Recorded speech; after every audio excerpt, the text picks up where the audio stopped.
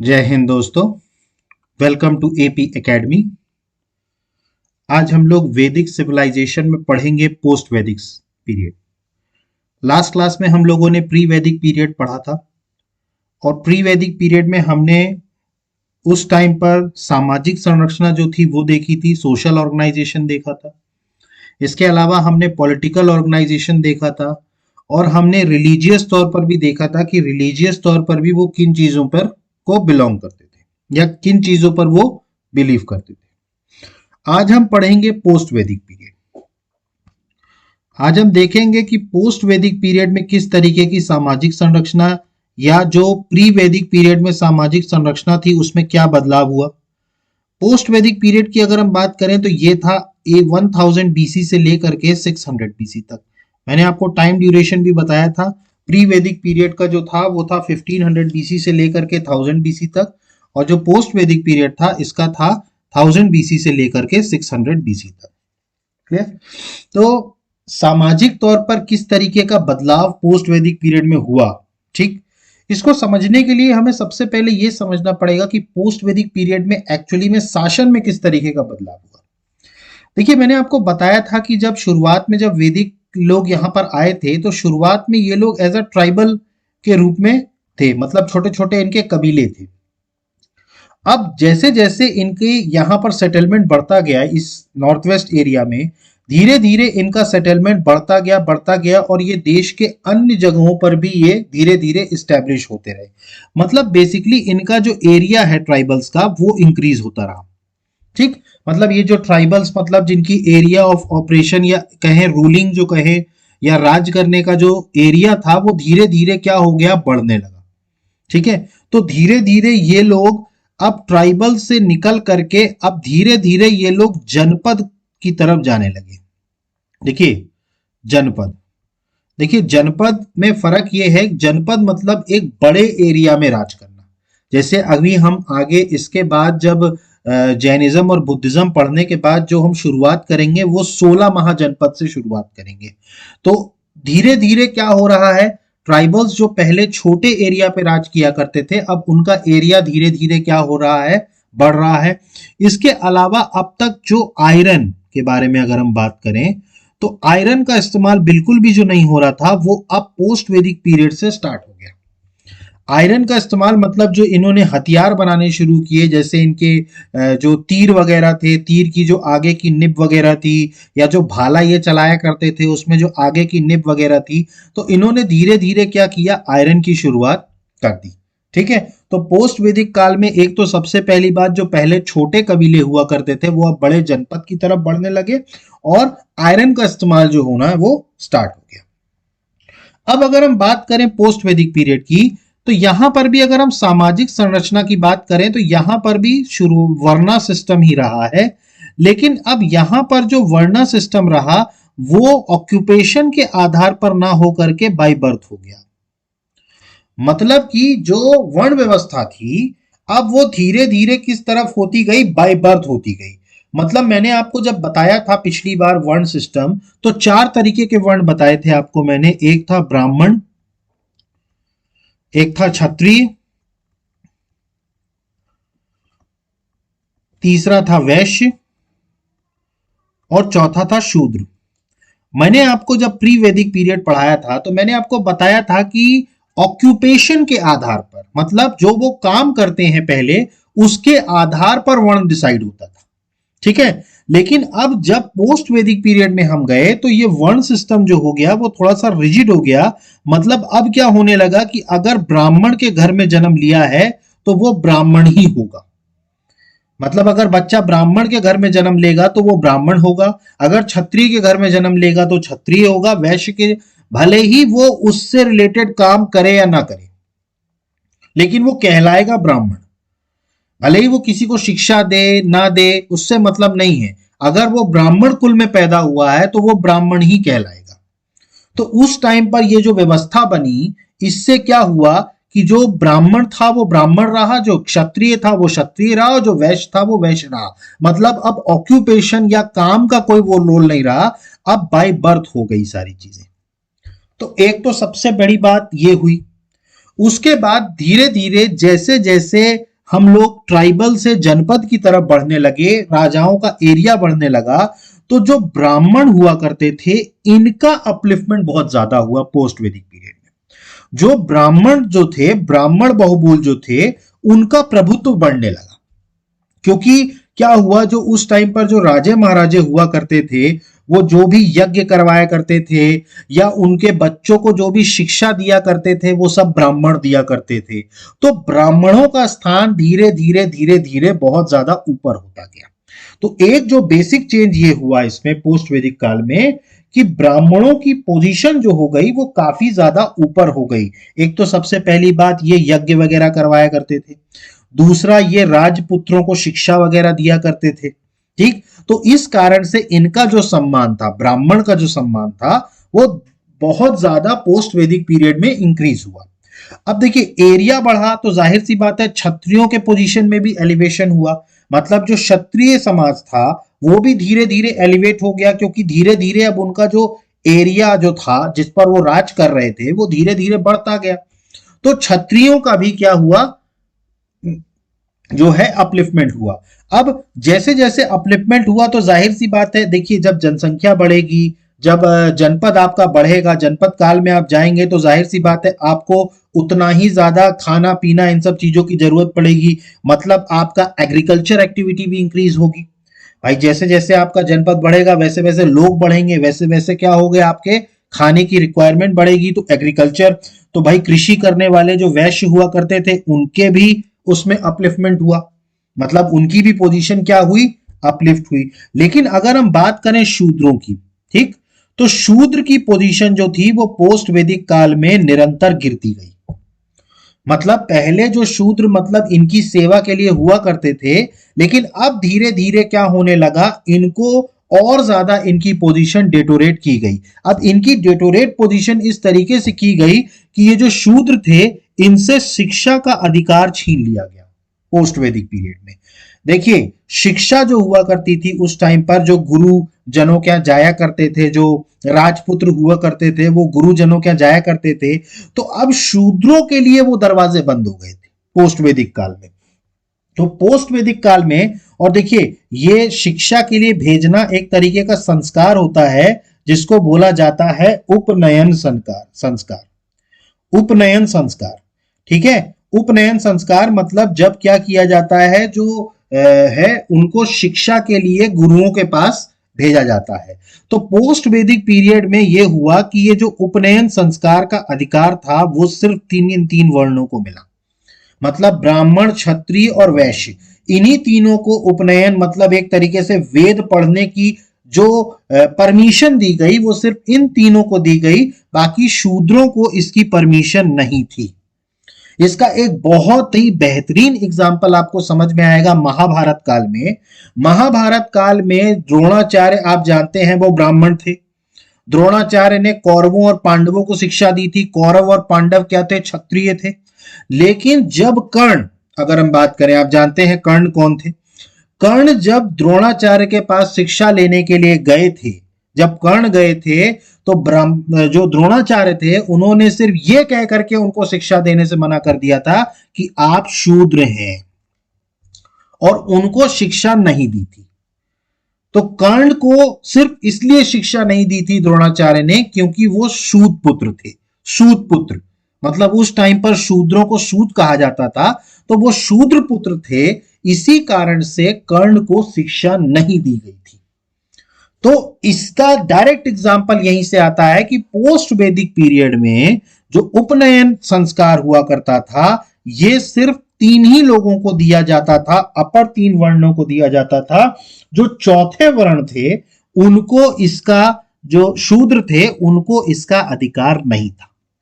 और आप एक चीज याद रखिए कि पोस्ट वैदिक काल में ये जो ब्राह्मणों का जो पोजीशन है वो इंक्रीज हो रही थी और शूद्रों की पोजीशन डिक्रीज हो रही थी। इसी कारण से, और इसी कारण से दो धर्मों का निर्माण हुआ था जो आप जानते हैं, जैनिज्म और बुद्धिज्म।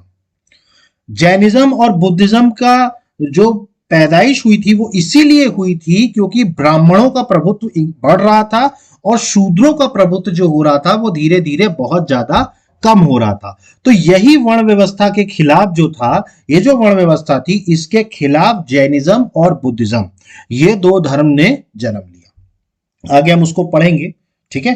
तो समझ में आया आपको? तो एक तरीके से मैंने आपको क्या बताया, वर्ण सिस्टम अब जन्म के आधार पर हो गया।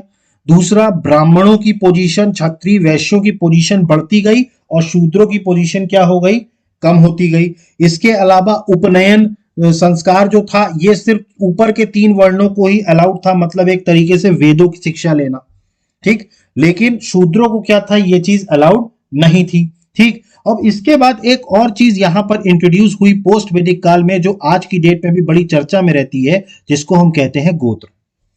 कई बार आप देखिए, ब्राह्मण आपसे पूजा के टाइम पे पूछते हैं कि आपका गोत्र क्या है, ठीक है। तो गोत्र का बेसिकली मतलब क्या है, ठीक है। तो ये बेसिकली उन लोगों का समूह कहा जाता है जो प्रमुख तौर पर किसी एक पुरुष पूर्वज के वंशज रहे हैं। मतलब कि एक पर्टिकुलर कोई पुराना पूर्वज जो रहे हैं, उनके सब वंशज रहे हैं, तो वही गोत्र कहलाता है। देखिए, ठीक है। तो एक तरीके से माना जाए कि कई समय पहले जो पुरुष हुआ करते थे, पुरुष पूर्वज, ठीक है, तो उनकी जो वंशावली चली आ रही है, उसी को क्या कहा जाता है, गोत्र, ठीक है। तो ये गोत्र जो था, इसका अपीयरेंस पोस्ट वैदिक पीरियड से ही स्टार्ट हुआ। जो आज पूछा जाता है आपका कि आपका गोत्र क्या है, ठीक है। तो ये जो गोत्र टर्म था, ये इसकी जो शुरुआत हुई, ये पोस्ट वैदिक पीरियड से शुरुआत हुई, ठीक। इसके अलावा यहां पर एक और चीज शुरू की गई, गोत्र एक्सकोगमी। गोत्र एक्सकोगमी, गोत्र एक्सकोगमी मतलब ये इसी टाइम पर ये चीजें शुरू हुई कि जब लड़का लड़की दोनों के बीच में शादी होती है, तो उनका गोत्र चेक किया जाता है, ठीक है। और अगर वो उनका गोत्र सेम रहता है, अगर उनका गोत्र एक ही कुल के रहते हैं, तो उन दोनों के बीच में शादी नहीं हो सकती। ये इसी टाइम से शुरुआत हुआ था, पोस्ट वैदिक पीरियड से। लड़का लड़की का गोत्र नापा जाता। देखिए, आज के समय में तो ये चीजें नहीं होती हैं, आज के समय में कोई इन सब चीजों को बहुत ज्यादा नहीं मानता, लेकिन उस टाइम पर अगर हम बात करें, तो उस टाइम पर गोत्र एक्सकोगमी का मतलब ही यही था कि अगर कोई सेम गोत्र का है, ठीक है, अगर लड़का लड़की सेम गोत्र का है, तो उनके बीच में विवाह नहीं हो सकता, क्योंकि वो एक तरीके से उनको भाई बहन माना जाता है, क्योंकि उनके वंशज क्या रहे हैं, एक ही रहे हैं, ये माना जाता है। इसलिए गोत्र, सेम गोत्र वालों की शादी एक साथ नहीं हो सकती। इसकी भी शुरुआत कहां हुई, पोस्ट वैदिक काल में।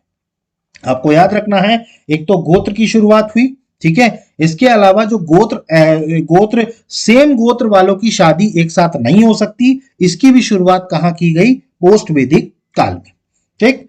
इसके बाद आते हैं, अब यहां पर आश्रम सिस्टम की भी शुरुआत की गई। मतलब यहां पर लाया गया आश्रम सिस्टम को, ठीक है। अब आश्रम सिस्टम आप जानते हैं कि 4 तरीके के आश्रम थे, ठीक है, जिसके तहत जीवन में गुजर करके आपको 4 पुरुषार्थ प्राप्त होते हैं, ठीक। अब ये 4 जो आश्रम सिस्टम थे, उनमें कौन था? तो पहला था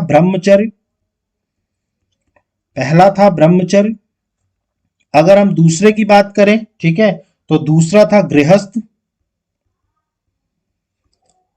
ठीक। तीसरा जो था, अगर हम गृहस्थ के बाद बात करें, तो यह था वानप्रस्थ, और जो चौथा हुआ करता था, वो हुआ करता था सन्यास। तो बेसिकली होता क्या था कि ब्रह्मचर्य मतलब पैदा होने से लेकर के और 25 साल तक का ड्यूरेशन ये होता था, ये ब्रह्मचर्य कहलाता था। इसमें क्या होता था कि पैदा होने के साथ साथ उसे शिक्षा विक्षा ली जाती थी। फिर इसके बाद अगर हम गृहस्थ आश्रम की बात करें, तो इनका पीरियड था 25 से लेके 50 तक। मतलब इसमें क्या होता था, पूरा गृहस्थ जीवन हुआ करता था, मतलब जैसे संतान की आपूर्ति करना और अपने गृहस्थी जीवन का पूरा सुख लेना, तो वो 25 से 50 साल तक का हुआ करता था।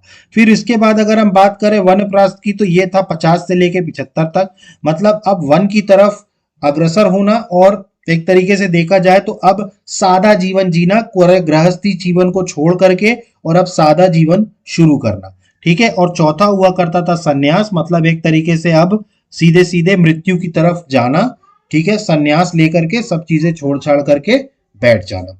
तो ये बेसिकली क्या हुआ करते थे, 4 आश्रम सिस्टम हुआ करते थे, ठीक है, जिसके तहत ब्रह्मचर्य, गृहस्थ, वनस्पत और सन्यास, ये चारों चीजें की जाती थी ताकि हमें 4 पुरुषार्थ मिल सके। ठीक है, 4 पुरुषार्थ मिल सके। अब आपको याद रखना होगा ये 4 पुरुषार्थ कौन से रहे हैं। ठीक, तो 4 पुरुषार्थ की अगर हम बात करें तो 4 पुरुषार्थ में जो रहे, पहला था धर्म। ठीक है, धर्म का ज्ञान होना। दूसरा अर्थ, अर्थ का मतलब वेल्थ क्रिएशन, मतलब जो हम प्रॉपर्टी वगैरह बनाते हैं वो, ठीक है, पैसा कमाते हैं वो, ये अर्थ हुआ करता था। तीसरा हुआ करता था काम। काम मतलब अपना काम वगैरह करना, सारी चीजें वगैरह करना, वर्क। ठीक है, और चौथा हुआ करता था मोक्ष, मतलब इसके बाद जब सारे काम हो गए तो उसके बाद मोक्ष की प्राप्ति करना। तो ये जो 4 आश्रम सिस्टम है, ठीक है, इसके क्या हुआ करते थे, इससे ये क्या हुआ करता था, 4 पुरुषार्थ पाने के लिए। तो आश्रम में क्या क्या हुआ करता था, ब्रह्मचर्य, गृहस्थ, वनस्पत और सन्यास। और पुरुषार्थ की बात करें तो धर्म, अर्थ, काम और मोक्ष। क्लियर है। ठीक, तो ये सारी चीजें हुआ करती थी। ठीक है, अब यहां पर हमें जो सबसे इंपॉर्टेंट चीज समझनी है वो है मैरिज सिस्टम। देखिए, हमारे अगर वैदिक काल में ब्रह्मा उसके बात की जाए, ब्रह्मा के उसमें, तो उन्होंने 8 विवाह बताए हैं। ठीक है, 8 विवाह उन्होंने बताए हैं। इसके अलावा मैं आपको 2 और विवाह संस्कार जो बताऊंगा। ठीक है, तो पहले अपन उसको समझते हैं। ठीक है, अभी तक के सारे पॉइंट्स आपको क्लियर हो गए होंगे आई थिंक। ठीक है, तो इसके आगे अपन कंटिन्यू करते हैं। अब अपन देखते हैं मैरिज सिस्टम को, कि भाई मैरिज सिस्टम यहां का कैसा था। ठीक है, देखिए यहां पर भी मैरिज सिस्टम बिल्कुल वैसा ही था जैसा प्री वैदिक पीरियड में हुआ करता था। मैंने आपको बताया था वहां पर कि कई तरीके के मैरिज सिस्टम हुआ करते थे, जिसमें सबसे पहला हुआ करता था मोनोगेमी। मोनोगेमी का मतलब होता था कि एक व्यक्ति एक औरत से शादी करेगा, मतलब एक आदमी एक औरत से शादी करता है, तो उसको बोला करते थे मोनोगेमी। ठीक है, और अगर हम दूसरा हुआ करता था पॉलीगेमी। ठीक, अब पॉलीगेमी क्या था, जिसमें एक लड़का जो है, ठीक है, वन मैन, और वो कई पत्नियों से शादी करे। ठीक है, मतलब वो उसकी कई पत्नियां। ठीक है, मतलब एक पति और बहुपत्नी, ये क्या हुआ करता था, पॉलीगेमी। ठीक है, आपने देखा होगा अपने जो क्या कहते हैं, अगर आप याद करें महाभारत काल में ही, तो जो पांडु थे, मतलब जो इसके क्या कहते हैं, अपने पांडवों के जो पिताजी थे, पांडु जो थे, उनकी 2 पत्नियां थी, 3 पत्नियां थी उनकी। ठीक है, तो उनकी बहुपत्नियां हुआ करती थी। ठीक है, उस टाइम पर तो पॉलीगमी भी क्या हुआ करता था, प्रिवलेंट था। इसके अलावा जो था एक और सिस्टम वहां मैरिज सिस्टम में, पॉलीएंड्री। देखिए, पॉलीगेमी और पॉलीएंड्री में फर्क ये है, यहां पर एक पति की कई पत्नियां हुआ करती थी, लेकिन अगर हम पॉलीएंड्री की बात करें तो यहां पर एक पत्नी के कई पति हुआ करते थे। एक पत्नी के कई पति हुआ करते थे, मतलब एक से ज्यादा पति हुआ करते थे।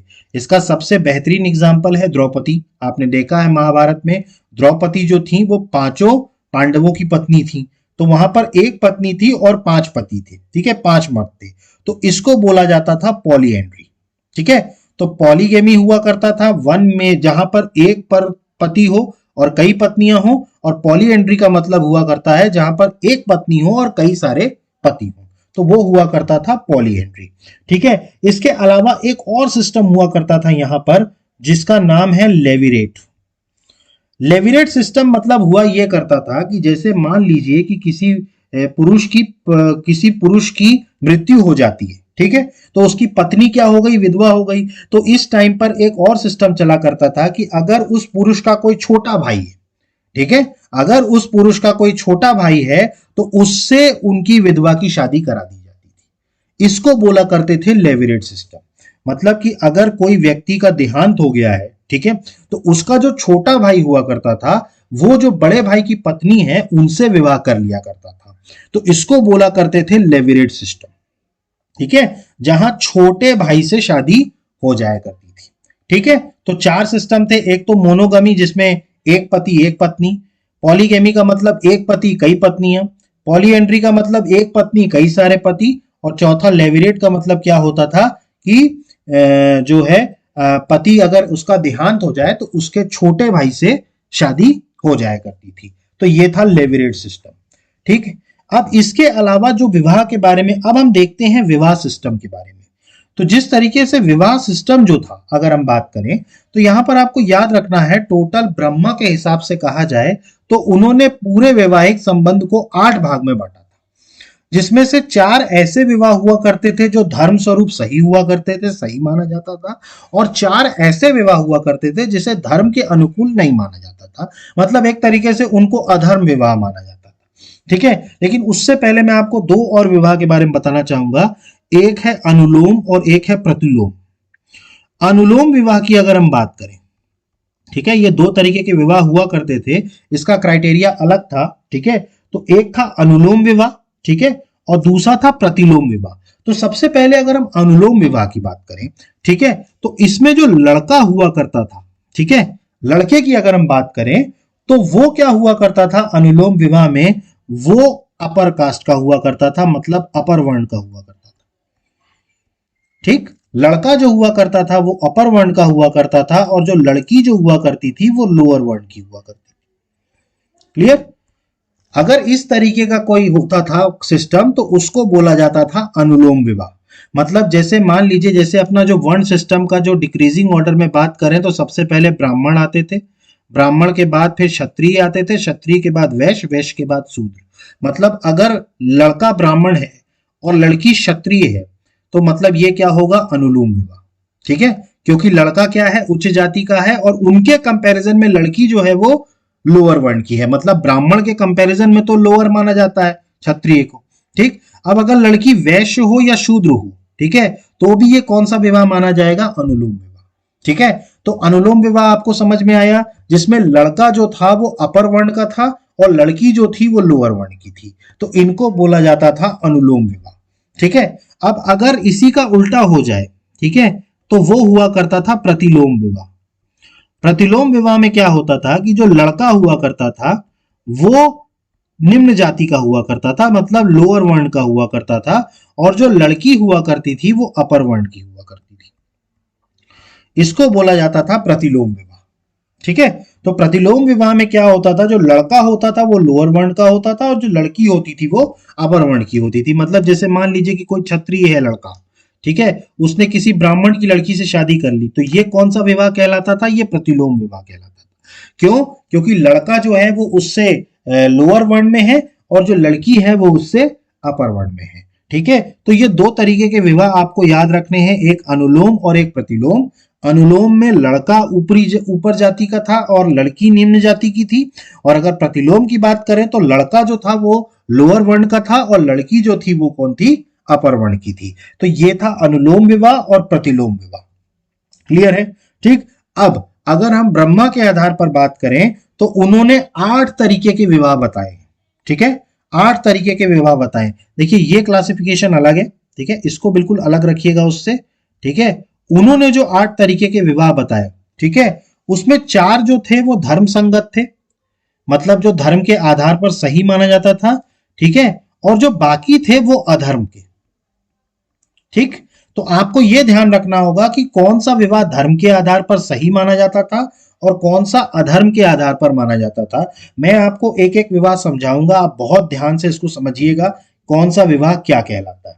ठीक है, तो सबसे पहले हम बात करेंगे वो विवाह जो धर्म के हिसाब से सही थे, जो धर्म के हिसाब से क्या माना जाता था, सही माना जाता था। तो धर्म के हिसाब से जो सही माना जाता था उसमें जो सबसे पहला विवाह था वो था ब्रह्म विवाह। ठीक है, वो सबसे पहला क्या था, ब्रह्म विवाह।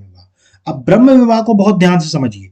ब्रह्म विवाह मतलब ऐसा विवाह जिसमें लड़का और लड़की के घर वाले दोनों तैयार हो, मतलब दोनों की तरफ से ये चीजें तय की गई हो, दोनों के परिवार की तरफ से रिश्ता तय किया गया हो।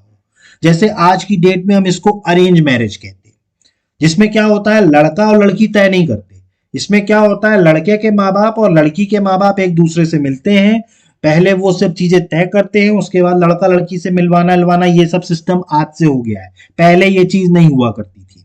ये आजकल ये सिस्टम बन गया है कि भाई लड़का लड़की पहले मिलेंगे, बात करेंगे, उसके बाद सब तय करेंगे। लेकिन पहले क्या होता था, घर वालों की तरफ से तय हो जाया करता था, लड़का लड़की को बता दिया जाता था कि आपको इनसे शादी करनी है। ठीक है, तो जो आज की डेट में जो अरेंज मैरिज हुआ करती है वो उस टाइम पर क्या हुआ करता था, ब्रह्म विवाह। जिसमें लड़के के घर वाले और लड़की के घर वाले आपस में रिश्ते को तय कर देते थे। तो ये हुआ करता था ब्रह्म विवाह। ठीक, इसके बाद अगर हम बात करें दूसरा विवाह जो माना जाता था, वो माना जाता था दैव विवाह। ठीक, दूसरा जो हुआ करता था वो कौन सा विवाह था? दैव विवाह। ठीक है, इसमें क्या किया करते थे कि जैसे जो कई बार जो लोग आया करते थे पुजारी वगैरह पूजा वूजा करने के लिए, तो कई बार कुछ लोग अपनी कन्या को जो है उनकी शादी पुजारी से करा दिया करते थे। मतलब वो खुश होकर के, उन्होंने पूजा बहुत अच्छे से करी थी, सारी चीजें अच्छे से करी थी, तो उस टाइम पर कई लोग क्या करते थे, अपनी बेटी की शादी जो है वो पुजारियों से करवा दिया करते थे। तो इस तरीके के विवाह को बोला जाता था दैव विवाह। ठीक है, मतलब कि पुजारी कोई पूजा करने आए, वो अनुष्ठान किया, उससे वो प्रसन्न हो गए, तो उन्होंने क्या किया, अपनी पुत्री का विवाह जो है वो पुजारी से करा दिया करते थे। तो इस तरीके के विवाह को क्या बोला जाता था? दैव विवाह। ठीक है, तो इसमें क्या करते थे, इसमें लड़की की जो शादी है वो पुजारी से करा दिया करते थे। इसके बाद जो तीसरा विवाह था वो था अर्श विवाह। तीसरा जो विवाह था वो क्या था? अर्श विवाह। अब अगर हम अर्श विवाह की बात करें, ठीक है, तो ये इस तरीके का विवाह हुआ करता था जिसमें कन्या पक्ष के लोगों को, ठीक है, कन्या पक्ष के लोगों को, जो कन्या जिनकी तरफ से थी, उनको शादी करने के लिए कन्या पक्ष को मूल दे करके शादी करनी पड़ती थी। मतलब एक तरीके से हम कहे जाए तो उस टाइम पर लड़के जो थे वो लड़कियों को दहेज दे करके शादी किया करते थे। तो उस विवाह को बोला जाता था अर्श विवाह। अर्श विवाह में मतलब जैसे गाय दे दी, या मतलब और भी चीजें जब पहले हुआ करती थी वो सारी चीजें दे करके विवाह किया करते थे, तो इस विवाह को बोला जाता था अर्श विवाह। इसमें क्या किया करते थे, कन्या पक्ष के लोगों को कोई चीजें या कोई भी मूल दे करके और फिर जो शादी हुआ करती थी उसको बोला करते थे अर्श विवाह। उसको क्या बोला करते थे? अर्श विवाह। समझ में आया आपको? ठीक है, तो अर्श विवाह क्या हुआ करता था, जिसमें लड़की वालों को कुछ मूल दे करके, ठीक, और फिर उनकी जो शादी कराई जाती थी, ठीक है, तो उसको जो कहा करते थे, ये कहा करते थे अर्श विवाह। ठीक है, और जो चौथा विवाह हुआ करता था धर्म के आधार पर, इसको कहा जाता था प्रजापत्य विवाह। प्रजापत्य विवाह ये जो हुआ करता था, ये चौथा धर्म के आधार पर विवाह हुआ करता था। प्रजापत्य विवाह में हुआ ये करता था कि इसमें जो लड़का लड़की हुआ करते थे उनको गृहस्थ जीवन में, ठीक है, उनको गृहस्थ धर्म का पालन करने के लिए एक दूसरे से शादी करा दी जाती थी। मतलब प्रजापत्य विवाह में ये हुआ करता था कि जो गृहस्थ धर्म है, ठीक है, गृहस्थ धर्म का पालन कराने के लिए जो है वो शादी करवा दी जाती थी। तो ये क्या कहलाता था? प्रजापत्य विवाह। ठीक है, मतलब जो गृहस्थ धर्म है, ठीक है, उसका पालन करने के लिए, ठीक है, मतलब उसको पूरी तरीके से उसका पालन करने के लिए जो शादी कराई जाती थी वो किस में आती थी? प्रजापत्य विवाह में। ठीक, तो आपको समझ में आया है सारी चीजें। सबसे पहले अगर अब ब्रह्म विवाह की बात करें तो ये अरेंज मैरिज आज का, जिसमें लड़का लड़की घर वाले तय करते थे। फिर इसके बाद दैव विवाह की बात करें, कोई पुजारी, जिन्होंने पुजारी जो है वो पूजा करने आते थे, तो बेटी का विवाह उनके साथ करा दिया जाता था। फिर अगर हम अर्श विवाह की बात करें तो कन्या पक्ष को दान दे करके या कोई मूल दे करके विवाह किया जाता था। और प्रजापत्य विवाह में गृहस्थ धर्म का पालन करो ये कह करके जो है विवाह करा दिया जाता था। ठीक, तो ये जो चारों विवाह हुआ करते थे ये धर्म आधार पर सही माने जाते थे, धर्म आधार पर। अब आ जाते हैं अपन वैसे जो अधर्म के आधार पर माने जाते थे, मतलब जिनको सही नहीं माना जाता था हमारे धर्म में। ठीक है, तो उसमें जो सबसे पहला विवाह हुआ करता था वो हुआ करता था गंधर्व विवाह। गंधर्व विवाह, ठीक है, गंधर्व विवाह मतलब वैसा जैसा आज का लव मैरिज। मतलब कि हुआ यह करता था कि लड़का लड़की ना तो कोई रीति रिवाज माने, ना कोई चीज माने, और जा करके बिना अपने परिवार वालों की अनुमति के अगर बाहर शादी कर लेते थे तो इन शादियों को गंधर्व विवाह माना जाता था। और ये धर्म के आधार पर सही नहीं माना जाता था। मतलब जैसे आज का लव मैरिज, ब्रह्म विवाह जैसे आज का अरेंज मैरिज था, वैसे ही अगर हम गंधर्व विवाह की बात करें तो गंधर्व विवाह मतलब आज का लव मैरिज। ठीक, तो लव मैरिज जो है आजकल का वो माना जाता था गंधर्व विवाह। ठीक है, जिसमें कोई वो नहीं हुआ करता था, मतलब लड़का लड़की आपस में ना तो कोई वो उनसे कोई मतलब रहता था रीति रिवाज से किसी चीज से, और वो जाकर के शादी कर लिया करते थे। तो ये क्या था? गंधर्व विवाह। ठीक है। इसके बाद अगर हम बात करें तो इसमें एक और विवाह था जिसको कहा जाता था असुर विवाह। ठीक है, असुर विवाह, ये भी अधर्म माना जाता था। इसमें क्या किया करते थे? कन्या को खरीद के अगर शादी किया करते थे, मतलब अगर गर्ल्स को बाय करके, मतलब अगर किसी लड़की को खरीद के, ठीक है, ठीक है, उनसे जबरदस्ती अगर शादी किया करते थे तो इस विवाह को माना जाता था असुर विवाह। मतलब जैसे किसी कन्या को खरीद लिया और खरीद के फिर शादी कर ली, तो इस विवाह को माना जाता था असुर विवाह। ठीक है, तो इसको माना जाता था असुर विवाह। तो क्लियर हुआ आपको? तो गंधर्व विवाह मतलब लव मैरिज था, लेकिन असुर विवाह की बात करें तो इसमें कन्या को खरीद के, ठीक है, उनका कुछ खरीद करके उसकी शादी अगर कर ली जाती थी तो इसको माना जाता था असुर विवाह। ठीक है। इसके बाद अगर हम बात करें, तीसरा जो माना जाता था वो माना जाता था राक्षस विवाह, राक्षसा विवाह। इसमें क्या करते थे? लड़की के साथ मारपीट करके, कन्या के साथ मारपीट करके या उसका अपहरण करके जो शादी किया करते थे उसको बोलते थे राक्षसा विवाह। उसको क्या विवाह माना जाता था? राक्षसा विवाह। मतलब कि लड़की के साथ क्या करते थे? मारपीट करते थे कन्या के साथ। इसके अलावा उनका अपहरण करके अगर शादी कर ली जाती थी तो वो क्या कहलाता था? राक्षस विवाह। ठीक है, वो उस नजर में क्या था? राक्षस विवाह। ठीक है। और जो आखिरी विवाह माना जाता है, जो अधर्म माना जाता है, वो था पैशाच विवाह। पैशाच विवाह में क्या करते थे कि लड़की को जो किया करते थे, लड़की को नशे की हालत में हो या लड़की बेहोश हो, ठीक है, या नशे की हालत में हो, उस हालात में अगर आप शादी कर लेते थे किसी लड़की से तो उस विवाह को माना जाता था पैशाच विवाह। मतलब लड़की अपने कॉन्शियस में नहीं है, ठीक है, वो या तो नशे में है या वो बेहोश है। अगर उस पर अगर कोई कोई कन्या से शादी कर लेता था, ठीक है, या फिर उसका दिमाग ठीक नहीं है, वो पागल टाइप की है, तो उससे भी अगर विवाह कर लिया जाता था तो ऐसे विवाह को बोला जाता था पैशाच विवाह। ऐसे विवाह को क्या बोला जाता था? पैशाच विवाह। तो अगर कन्या जो है वो या तो नशे में है या आप कहे जाए कि वो बेहोश है, उस पे शादी अगर कर ली जाती थी तो ये क्या कहलाता था? पैशाच विवाह। ठीक। तो यहाँ पर 8 तरीके के जो विवाह थे ये समझ में आए आपको? गंधर्व विवाह लव मैरिज, असुर विवाह लड़कियों को खरीद के जो शादी करते थे, अपहरण करके या उनको मारपीट करके जो शादी करते थे उसको राक्षस विवाह, और पैशाच विवाह मतलब क्या? लड़की मतलब सोई हुई हो या बेहोश हो या नशे में हो या अपने कॉन्शियस में ना हो और फिर शादी कर ले तो वो क्या कहलाता था? पैशाच विवाह। क्लियर? तो आपको ये सारी चीजें समझ में आई। ठीक। तो लेटर वैदिक पीरियड में इस तरीके से पूरा सोशली जो था चीजें बनी हुई थी। ठीक है। तो आपको पूरा विवाह सिस्टम, मैरिज सिस्टम समझ में आया। ठीक। किस तरीके से ब्राह्मण डोमिनेट करते थे। क्लियर? तो यहाँ पर जो पॉइंट्स लिखे हैं, तो सोशल ऑर्गेनाइजेशन की बात करें तो यहाँ पर भी वर्ण सिस्टम था। उसके बाद ब्राह्मणों की पोजीशन बहुत ज्यादा डोमिनेटिंग हो गई थी क्योंकि ये जो है यज्ञ वगैरह करवाने वाले थे और शिक्षा देने लगे थे ये राजपुत्रों को। इसके अलावा बात करें, क्षत्रियों की भी पावर बढ़ गई थी क्योंकि उनका एरिया बढ़ रहा था।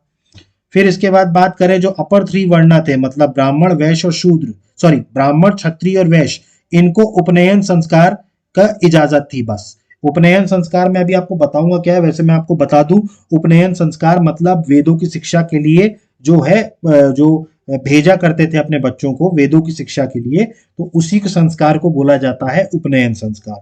तो ये सिर्फ ऊपर के 3 वर्णों के लिए ही अलाउड था। इसके बाद बात करें, गोत्र अपीयर हुआ यहाँ पर। गोत्र मतलब क्या हुआ करता था कि जो है उन लोगों का समूह जो किसी वंश, एक मूल पुरुष, पूर्वज के माने जाते थे। फिर गोत्र एक्सकोगमी भी हुआ यहाँ पर। गोत्र एक्सकोगमी मतलब एक गोत्र की लड़का और लड़की अगर एक गोत्र के हैं तो उनका विवाह नहीं हुआ करता था क्योंकि वो उनको क्या मानते थे? भाई बहन मानते थे। फिर इसके बाद अगर हम बात करें तो मैंने आश्रम सिस्टम के बारे में बताया, जिसमें ब्रह्मचर्य, गृहस्थ, वनस्पत और संन्यास, ये 4 चीजों के मदद से 4 पुरुषार्थ अपील हो, मतलब पाए जाते थे: धर्म, अर्थ, काम और मोक्ष।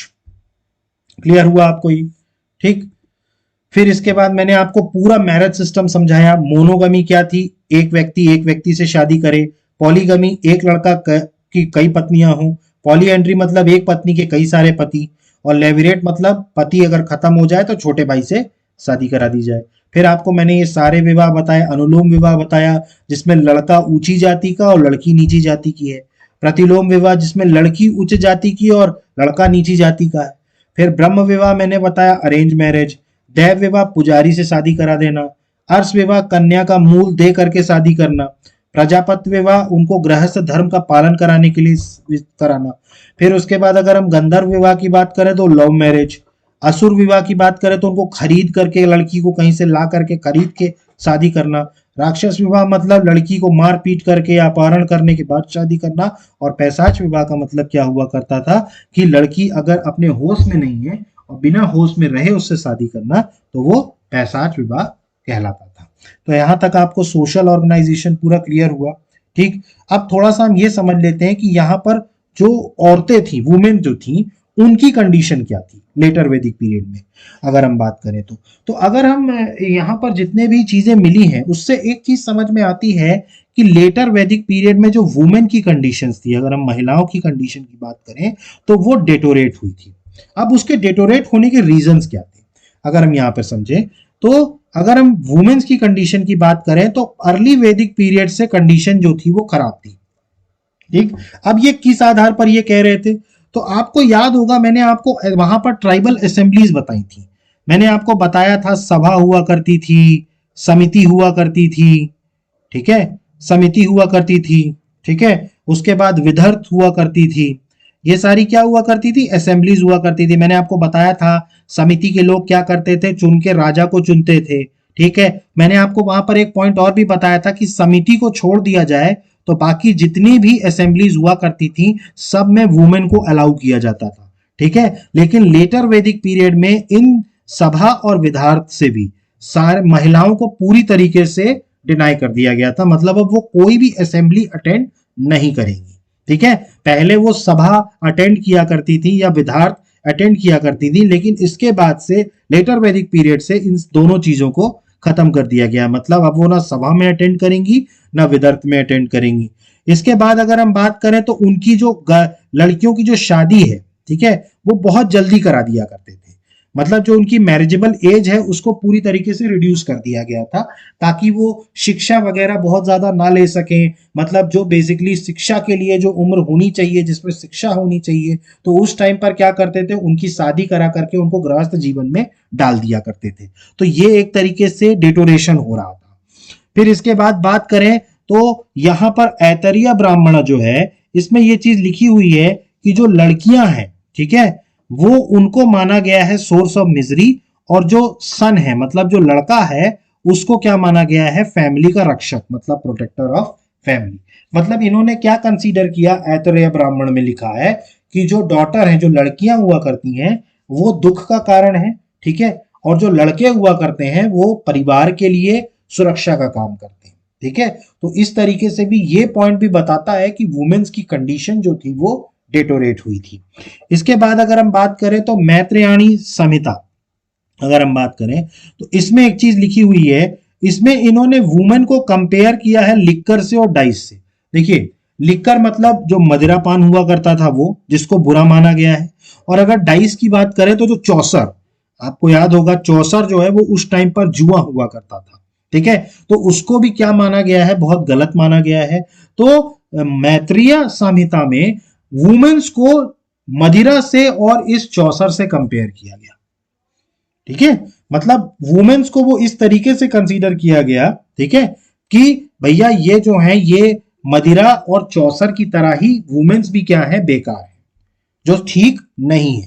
ठीक है, तो मैत्रेय संहिता में ये चीज मेंशन की गई। इसके बाद अगर हम बात करें, धीरे धीरे क्या किया गया, उनको मैंने आपको बताया कि छोटी उम्र में उनकी शादी कर दी जाती थी, जिसके कारण वेदों की शिक्षा जो है वो धीरे धीरे उनको मिलना बंद करवा दिया गया।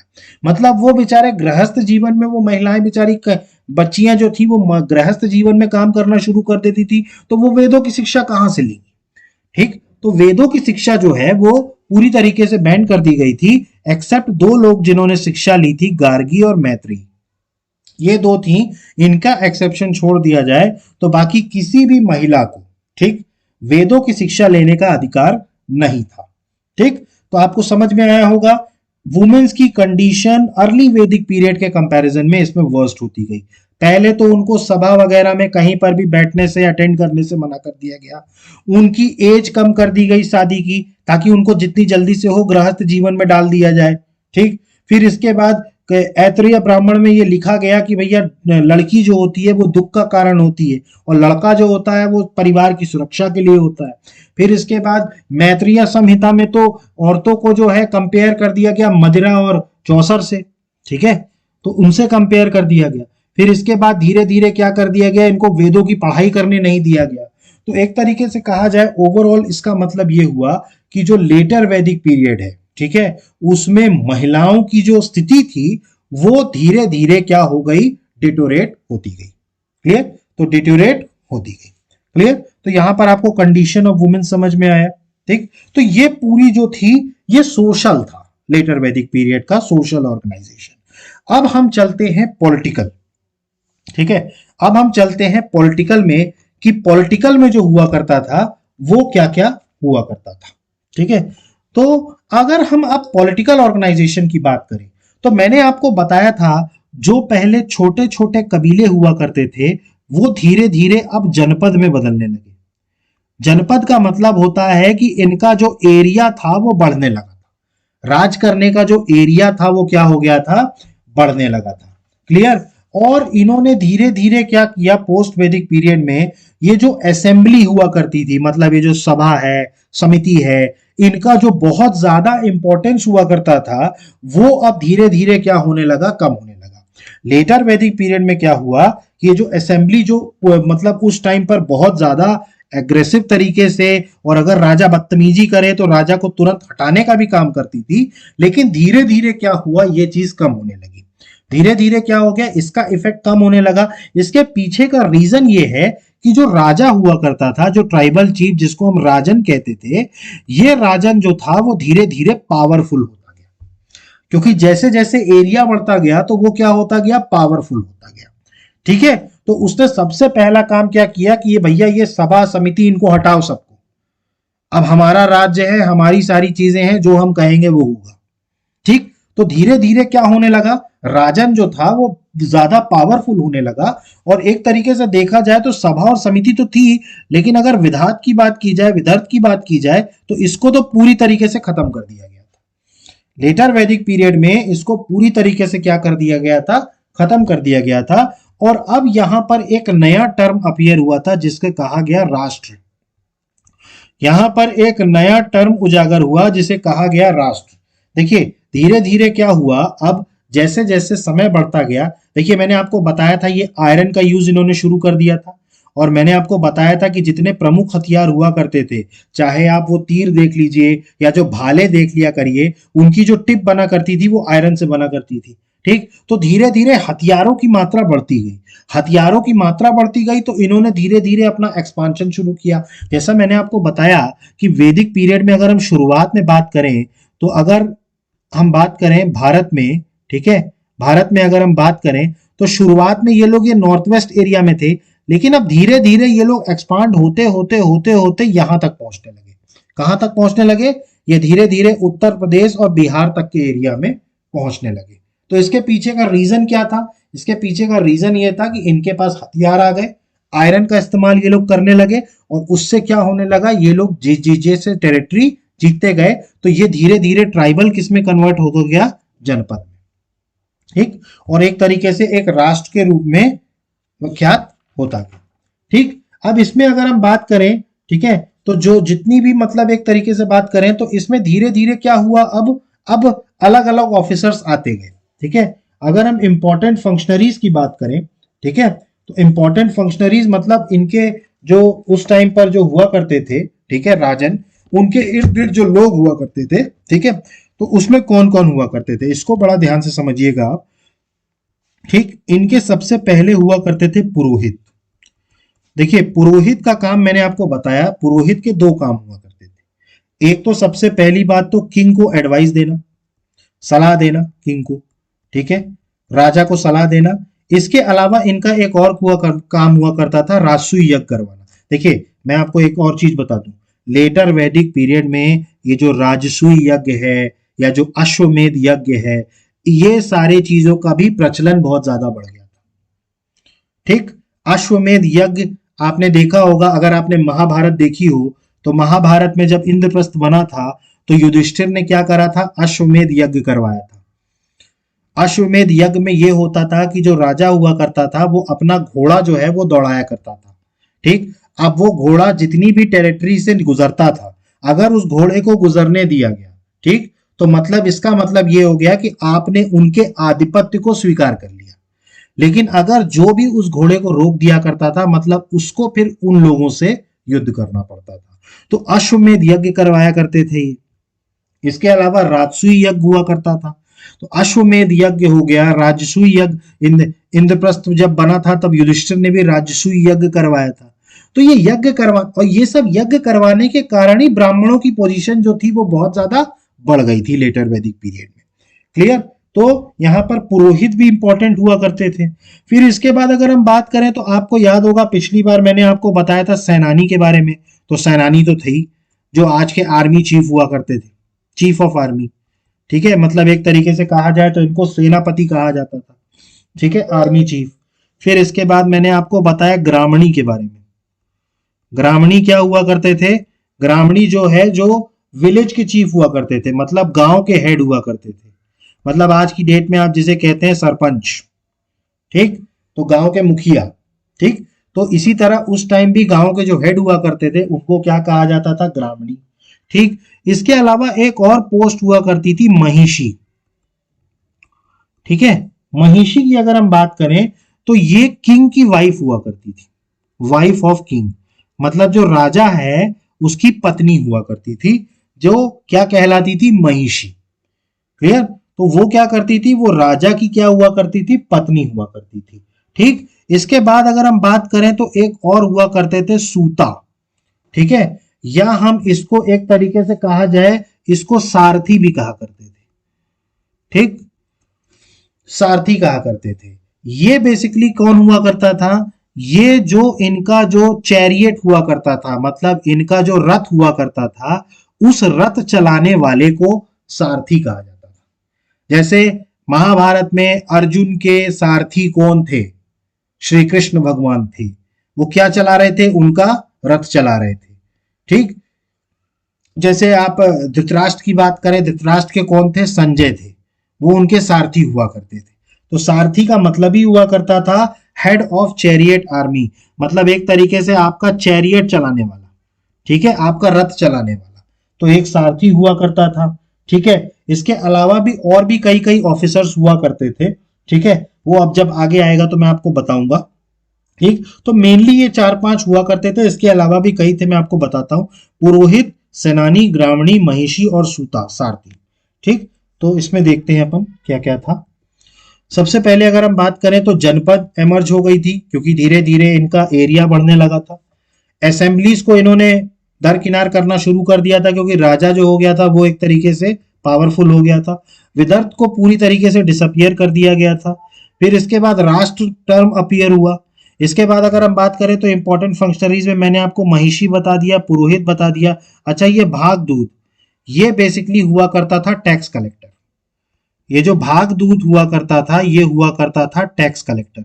मतलब इनके टैक्स को, जो ये टैक्स लिया करते थे, ठीक है भाई, जाहिर सी बात है कि अब जनपद बढ़ेगी तो उसके खर्चे के लिए पैसा चाहिए, और पैसा करने के लिए ये क्या किया करते थे? टैक्स लिया करते थे। तो ये क्या कहलाते थे? भागदूत जो थे वो क्या कहलाते थे? Tax collector. ठीक है, इसके बाद अगर हम बात करें तो पालागाला। ठीक है, ये जो पालागाला हुआ करते थे ये मैसेंजर हुआ करते थे, मतलब जो संदेश वाहक। ठीक है, जिससे संदेश, जो संदेश पहुंचाया करते थे, संदेश एक जगह से दूसरी जगह पहुंचाने के जो काम किया करते थे उनको बोला जाता था पालागाला। ठीक है, जो संदेश पहुंचाने का काम किया करते थे। ठीक है, इसके बाद अगर हम बात करें तो अक्षवापा। ठीक है, ये समझना होगा अक्षवापा क्या है। ठीक है, तो ये जो अक्षवापा हुआ करते थे ये इनके समय के अकाउंटेंट हुआ करते थे। अकाउंटेंट मतलब इनका पूरा बही खाता रखना, क्योंकि भाई ये जो इतनी बड़ी जनपद थी, टैक्स पे कितना पैसा आया, कहाँ किस चीज में कितना कोष खर्च हो रहा है, तो उसके जो अकाउंटेंट हुआ करते थे तो वो क्या कहलाते थे, अक्षवापा। ठीक, तो अक्षवापा का काम क्या था, अकाउंटेंट। ठीक है, अकाउंटेंट हुआ करते थे। इसके बाद अगर हम बात करें तो शता। ठीक है, शता, ये कौन हुआ करते थे, तो ये बेसिकली राजा के जो सामान हुआ करते थे उसके, राजा के जो हाउस होल्ड, मतलब जो राजा का सामान हुआ करता था उसकी देखभाल करने वाले ये थे। मतलब राजा का जो घर का सामान हुआ करता था उसकी देखभाल करने वाले कौन थे, शता थे। क्योंकि राजा के पास भी बहुत सारा सामान हुआ करता था। ठीक, तो उनकी देखभाल करने वाले कौन थे, शता थे। ठीक, तो शता आपको याद रखना है, ये क्या हुआ करते थे, ये राजा के एक तरीके से कहा जाए तो उनके जो थे, उनके घर की चीजों के रखवाले हुआ करते थे। ठीक है, इसके बाद ये गविकृत हुआ करते थे। ठीक है, इसके अलावा मैंने आपको सूता सारथी बताया। ठीक, ठीक है, स्थपति बताया। ठीक है, ये स्थपति क्या हुआ करते थे, ये भी एक तरीके से इनको भी सेनापति कहा जाता था। ठीक है, और इसके अलावा क्या हुआ करते थे, जीवाग्रीवा। ठीक है, जीवाग्रीवा मतलब उस टाइम के पुलिस ऑफिसर। अगर हम बात करें उस टाइम के जो पुलिस ऑफिसर हुआ करते थे उनको क्या बोला जाता था, जीवाग्रीवा।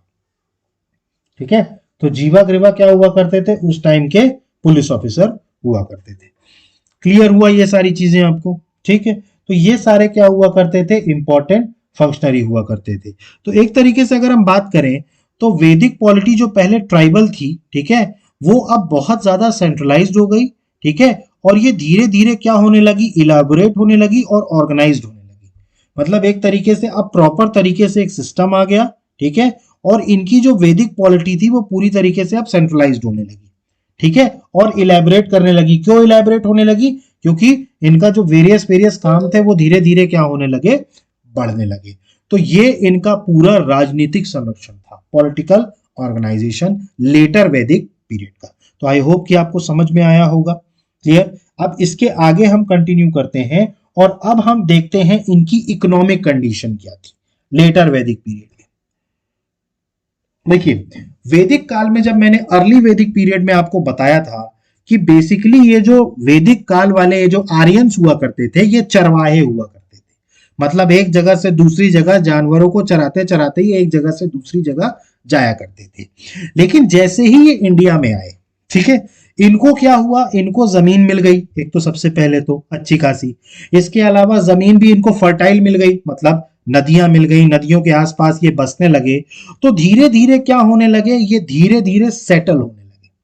मतलब सेटल होने का मतलब है एक जगह पर स्थायित्व तरीके से रहना। ठीक है, तो इन्होंने बेसिकली जो काम शुरू किया सेटल होने के बाद, तो जो इनका प्राइमरी ऑक्यूपेशन हो गया वो हो गया एग्रीकल्चर, कृषि। देखिए, इनके पहले जो हुआ करते थे ये चरवाहे हुआ करते थे जब ये शुरू शुरू में आए थे। ठीक है, तो पेस्टोरल इनका जो था वो प्राइमरी ऑक्यूपेशन था। लेकिन धीरे धीरे जब ये यहां पर रहने लगे, इनको पानी मिल गया, इनको जमीन मिल गई, इनको वन मिल गए, सारी चीजें, तो धीरे धीरे क्या होने लगे, ये लोग सेटल होने लगे। ठीक है, तो इनकी जो लाइफ हो गई वो सेटल्ड हो गई। इसी कारण से एग्रीकल्चर जो हो गया, कृषि जो हो गया, वो इनका सबसे मेन ऑक्यूपेशन हो गया।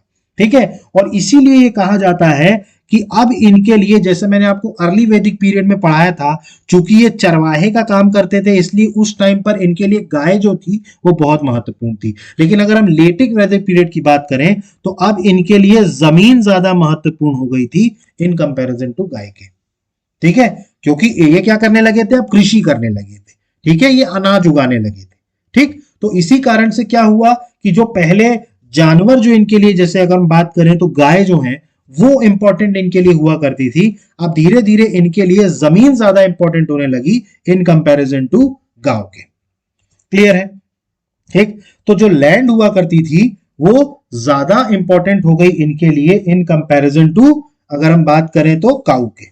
ठीक है, तो धीरे धीरे इन्होंने अलग अलग चीजें पैदा करनी शुरू करी, जिसमें हम बात करें इन्होंने चावल बनाया। ठीक है, याद रखिएगा वैदिक काल में चावल को जो बोला जाता था वो व्रीहि बोला जाता है। ये कई बार पूछ लिया जाता है कि व्रीहि किसको कहा जाता था, तो ये चावल को कहा जाता था। ठीक है, फिर इसके बाद अगर हम बार्ले की बात करें, ठीक है, तो इनको कहा जाता था यवा। ठीक है, तो ये राइस उगाने लगे, बार्ले उगाने लगे। ठीक है, वीट और कॉटन तो ये उगाते ही थे। ठीक है, तो गेहूं और कॉटन तो ये उगाते ही थे, ठीक है। तो धीरे धीरे क्या होने लगा, ठीक है। और अगर हम बाकी चीजों की बात करें, ठीक है, अदर ऑक्यूपेशंस की अगर हम बात करें, तो बाकी ये बिल्कुल वैसा ही था जैसा प्री वैदिक पीरियड में था। प्री वैदिक पीरियड में मैंने आपको बताया था, ठीक है, मतलब कि ये लोग चरवाहे तो आज भी थे, मतलब एनिमल हस्बेंड्री का काम तो ये सॉरी एनिमल हस्बेंड्री का काम तो ये आज भी कर रहे थे, ठीक है। लेकिन अब एग्रीकल्चर इनके लिए क्या हो गया, इंपॉर्टेंट हो गया, ठीक है। तो लैंड जो हो गई इनके लिए वो ज्यादा जरूरी हो गई इन कंपैरिजन टू उसके, क्लियर। इसके बाद अगर हम क्राफ्ट्स की बात करें, ठीक है, क्राफ्ट्स की बात करें तो वो भी यही काम कर रहे थे। मतलब जो मैंने आपको क्राफ्ट्स के बारे में बताया था कि वो लोग स्पिनिंग, वीविंग अर्ली वैदिक पीरियड में मेटल का काम करते थे, लेटर वैदिक वाले भी यही काम करते थे। मतलब जो प्री वैदिक वाले पीरियड वाले काम करते थे, मतलब जैसे कि वो मेटलर्जी का काम करते थे, फिर अगर हम बात करें तो पोट्री बनाने का काम करते थे, ठीक है। तो पोट्री भी वहां बनाई गई, ठीक है। तो वही पोट्री बनाने का काम लेटर वैदिक पीरियड में भी होता था, ठीक है। अब यहां पर क्या हुआ, वहां पर जो पोट्री बनती थी वो ओसीडब्ल्यू और पीजीडब्ल्यू बनती थी। यहां पर क्या हुआ, यहां पर कुछ और पोएट्रीज बनी, ठीक है। जैसे अगर हम बात करें तो इनके टाइम पर जो सबसे पॉपुलर पोट्री हुआ करती थी वो रेड पोट्री हुआ करती थी, ठीक है। आपको याद होगा रेड पोट्री इंडस वैली के टाइम भी मिली थी, ठीक है। तो रेड पॉटरी जो हुआ करती थी इनकी वो सबसे ज्यादा पॉपुलर हुआ करती थी, ठीक है। अगर हम मीडियम ऑफ एक्सचेंज की बात करें, मतलब जो आदान प्रदान हुआ करता था, तो यहां पर भी अभी वही सिस्टम चल रहा था जो प्री वैदिक पीरियड में, मतलब बार्टर सिस्टम, मतलब वस्तुओं का आदान प्रदान। अभी भी सिक्के नहीं आए थे, अभी भी सिक्के नहीं आए थे। तो अभी भी जो मीडियम ऑफ एक्सचेंज चल रहा था वो कैसे चल रहा था, बार्टर सिस्टम, मतलब सामानों को देना, ठीक है। तो अगर हम यहां पर बात करें तो इकोनॉमिक कंडीशन में बात करें तो एक तो सबसे पहली बात ये लोग सेटल होने लगे, दूसरा एग्रीकल्चर इनके लिए सबसे इंपॉर्टेंट हो गया। फिर इसके बाद बात करें अब इनके लिए जमीन ज्यादा इंपॉर्टेंट हो गई इन कंपैरिजन टू काऊ के। और कौन कौन से क्रॉप्स ये उगाने लगे, तो राइस है, बार्ले है, वीट है, कॉटन है, ठीक है। अदर ऑक्यूपेशन की बात करें तो वो भी बिल्कुल अर्ली वैदिक पीरियड के जैसा रहा। क्राफ्ट्स एंड टेक्नोलॉजी की बात करें तो वो भी बिल्कुल सेम रहा अर्ली वैदिक पीरियड का। आप एक बार अगर आपको ना पता हो तो आप अर्ली वैदिक पीरियड पढ़ लीजिएगा, उसमें मैंने बताया है। अब पोट्री की बात करें तो यहाँ पर पोट्री जो है वो पेंटेड ग्रे वेयर पोट्री तो थी, इसके साथ साथ black slipped pottery, black and red pottery और रेड वेयर, ठीक है, ये काफी ज्यादा पॉपुलर थे, ठीक है। ये चीज क्लियर हुई आप लोगों को, ठीक। अब इसके बाद जो हम देखने वाले हैं वो है लेटर वैदिक पीरियड की, ठीक है। और मीडियम ऑफ एक्सचेंज मैंने आपको बताया था, मीडियम ऑफ एक्सचेंज भी क्या था, सेम अर्ली वैदिक पीरियड के, जिसमें क्या हुआ करता था, कौन सा सिस्टम हुआ करता था, बार्टर सिस्टम, मतलब सामान का आवागमन, ठीक। अब आ जाते हैं अपन इनके रिलीजियस उस पे, रिलीजियस बिलीफ पे। देखिए अभी तक हम लोगों ने सोशल कंडीशन देखी, इकोनॉमिक कंडीशन देखी और पॉलिटिकल देखी। अब जो बच गया वो बच गया रिलीजियस, ठीक है। तो रिलीजियस की अगर हम बात करें तो यहाँ पर जैसे इंद्र भगवान का अर्ली वैदिक पीरियड में इंद्र भगवान का बहुत ज्यादा रोल था, ठीक है। तो कई सारे मतलब भजन उनके लिए डाले गए थे। लेटर वैदिक पीरियड में जो हो गया, इनका जो भगवान का जो स्वरूप है वो बदल गया। मतलब यहाँ पर अब ये ब्रह्मा विष्णु महेश के रूप में पूजने लगे, मतलब अब ये ब्रह्मा को मानने लगे, ठीक है। मैंने आपको बताया ना जो मैरिज सिस्टम जो बना था वो ब्रह्म आधार पर बनाया गया था कि भाई 8 तरीके के मैरिज होंगे, ठीक। तो यहां पर क्या हुआ, अब धीरे धीरे विष्णु हो गए, महेश हो गए, मतलब एक तरीके से ब्रह्मा विष्णु महेश के रूप में पूजा जाने लगा, ठीक। फिर शूद्रों के भी एक भगवान होने लगे जिनका नाम था पूषाण। तो आपको नाम याद रखना है, पूषाण कौन थे, शूद्रों के भगवान थे, ठीक है। और धीरे धीरे क्या होने लगा, ये जो ट्रांसमाइग्रेशन होने लगा सोल या कर्म थ्योरी को अपीयर्ड इन दिस पीरियड, मतलब अब कर्म पर विश्वास ज्यादा करने लगे, ठीक है। पुनर्जीवन पर विश्वास ज्यादा करने लगे आत्मा के, ठीक है, मतलब आत्मा का ट्रांसमाइग्रेशन होना, ठीक है। इसके अलावा कर्म की बात करने लगे। अब यहाँ पर रिलीजियस बिलीफ की बात करें तो मैंने आपको बताया था ये लोग यज्ञ करने लगे, अश्वमेध यज्ञ है, राजसूय यज्ञ है, वाजपेय, अग्निशोत्म, ये सारी चीजें क्या हो गए, ये लोग लेटर वैदिक पीरियड में करने लग गए, ठीक है।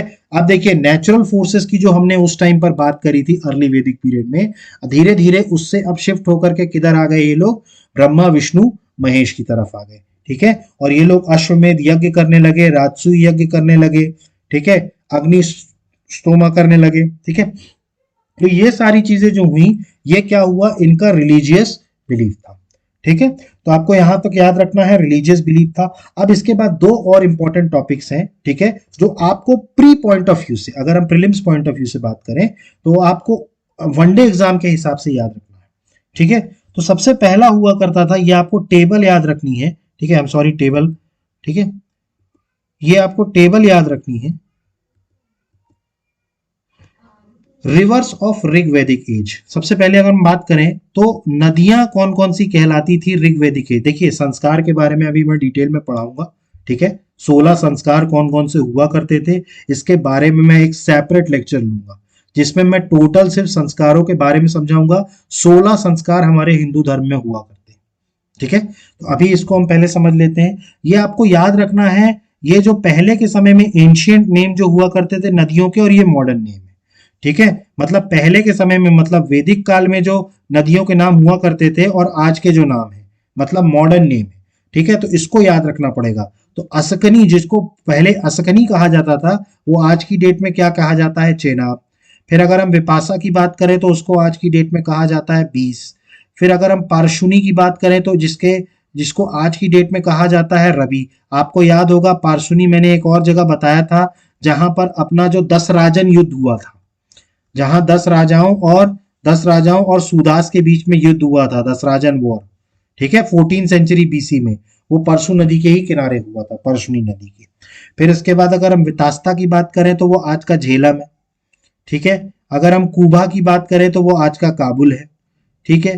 क्रूमू की बात करें तो वो आज का कुर्रम है। गोमती की बात करें तो आज का गोमल है। फिर अगर हम सुवास्तु की बात करें तो आज का स्वात है। अगर हम सादा नीरा की बात करें तो आज की गंडक नदी को सादा नीरा कहा जाता है। शूत्रदी की बात करें तो सुतलज को कहा जाता है, और दृष्टवदी की बात करें तो आज की घग्गर नदी को कहा जाता है। तो आपको ये रिवर्स की लिस्ट याद रखनी होगी, ठीक है, इनके पौराणिक नाम क्या थे और इनके आज के नाम क्या है, ठीक है। अब यहां पर आपको एक चीज और याद रखनी है, जब ये ऋग्वैदिक काल के समय में राजाओं को अलग अलग डायरेक्शंस में, उनको अलग अलग राजाओं के नाम थे। मतलब अगर हम बात करें तो name of the Kings having territories in different direction. देखिए चूंकि आज की डेट में अगर हम बात करें तो इस समय 5 तरीके के डायरेक्शंस हुआ करते थे। आप हम बात करें आज भी है, पूरब हो गया, पश्चिम हो गया, उत्तर हो गया, दक्षिण हो गया। मतलब ईस्ट है, वेस्ट है, नॉर्थ है और साउथ है, ठीक है। तो ईस्ट हो गए, वेस्ट हो गए, नॉर्थ हो गए, साउथ हो गए और सेंटर हो गए। तो इनमें जो राजा राज्य किया करते थे इन टेरिटरीज में, इनके अलग अलग नाम थे।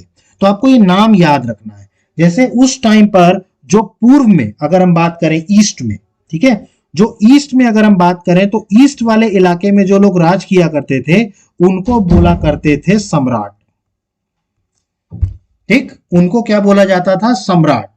जो ईस्ट के उस पे राज किया करते थे, मतलब ईस्ट डायरेक्शन में राज किया करते थे, उनको क्या बोला जाता था, सम्राट, ठीक। इसके बाद अगर हम बात करें जो वेस्ट डायरेक्शन में किया करते थे, ठीक है, अगर हम बात करें तो जो वेस्ट में किया करते थे, मतलब पश्चिम में जो किया करते थे, उनको बोला जाता था स्वराट। याद रखिएगा, जो ईस्ट में हुआ करते थे उनको सम्राट कहते थे, और जो वेस्ट में हुआ करते थे उनको क्या बोला जाता था, स्वराट, ठीक है। अगर हम नॉर्थ की बात करें, ठीक है, तो जो नॉर्थ में हुआ करते थे इनको बोला जाता था विराट। जो नॉर्थ में राज किया करते थे उनको क्या बोला जाता था, राजा को विराट, ठीक। और अगर हम दक्षिण की बात करें, साउथ की बात करें, तो इनके जो राजा हैं जो उस टाइम पर राज किया करते थे उनको बोला जाता था भोज, ठीक। क्या बोला जाता था, भोज, भोज, ठीक है, साउथ में जो राज किया करते थे। और अगर हम सेंटर की बात करें, ठीक है, जो सेंटर पर राज किया करते थे उसको बोला करते थे राजा, ठीक। तो राजा बेसिकली किनको बोला जाता था, जो सेंटर एरिया में राज करते थे, ठीक है। अगर हम ईस्ट की बात करें, पूर्व की बात करें तो उनको कहा जाता था सम्राट। अगर हम पश्चिम या वेस्ट की बात करें तो उनको कहा जाता था स्वारत। अगर हम नॉर्थ या पूरब की बात करें तो उनको बोला जाता था विराट। और अगर हम साउथ की बात करें तो उनको बोला जाता था, दक्षिण की बात करें तो उनको बोला जाता था भोज। और अगर हम सेंटर की बात करें, ठीक है, सेंटर की बात करें तो उनको बोला जाता था राजा। उनको क्या बोला जाता था, राजा। क्लियर हुआ आपको ये, ठीक। तो यहां पर अगर हम बात करें, ईस्ट की बात करें, ठीक है, तो उनको बोला जाता था सम्राट। वेस्ट की बात करें तो उनको बोला जाता था स्वारट, ठीक। उसके बाद नॉर्थ की बात करें तो उसको बोला जाता था विराट, और अगर हम साउथ की बात करें तो उसको बोला जाता था भोज, और अगर हम सेंटर की बात करें तो उसको बोला जाता था राजा। तो आपको ये याद रखना होगा, डायरेक्शंस के अकॉर्डिंग किंग्स के जो नाम थे, मतलब राजाओं के जो नाम थे, वो अलग अलग टेरिटरीज में अलग अलग थे। क्लियर है, ठीक। तो यहां पर आकर के आज हम अपनी क्लास को यहीं पर स्टॉप करते हैं। देखिए, इसमें अब एक टॉपिक बचा है 16 संस्कार, 16 संस्कार इन हिंदुइज्म। हमारे हिंदू धर्म में जो 16 संस्कार हैं, ठीक है, इस पर मैं एक सेपरेट वीडियो बनाऊंगा, इसके बाद मैं वीडियो वो बनाऊंगा, ठीक है। अभी आपको पूरा मैंने पोस्ट वैदिक पीरियड समझा दिया, उसका सोशल, रिलीजियस, पॉलिटिकल अगर हम बात करें, ठीक। उसके बाद अगर हम बात करें तो मैंने आपको ये भी बता दिया ओल्ड रिवर मतलब एंशिएंट नेम नदियों के क्या हुआ करते थे और आज के मॉडर्न नेम क्या है, और राजाओं के बारे में बता दिया कि जो अलग अलग डायरेक्शन में राज किया करते थे। क्लियर। अब इसके आगे एक और टॉपिक बच गया है, वो है 16 संस्कार, जो हिंदू धर्म के 16 संस्कार हैं। क्योंकि वो एक बड़ा टॉपिक है, उसमें एक एक संस्कार को मैं आपको समझाऊंगा कि हिंदू धर्म में हमारे कौन कौन से 16 संस्कार रहे हैं, ठीक है। वो मैं आपको नेक्स्ट क्लास में बताऊंगा, ठीक। देखिए, आपको कोई डाउट उठ रहा है किसी भी चीज में तो प्लीज कमेंट बॉक्स में मेंशन कीजिए, मुझसे जितना जल्दी से जल्दी हो सकेगा मैं आपके डाउट्स का सारा रिप्लाई करूंगा, ठीक है। एंड आपको अगर हमारा चैनल आपको हमारा पसंद आ रहा है तो प्लीज चैनल को लाइक कीजिए, सब्सक्राइब कीजिए और मैक्सिमम से मैक्सिमम शेयर कीजिए। So guys, let's stop here, ठीक है। So thank you, have a good day, जय हिंद, नमस्कार।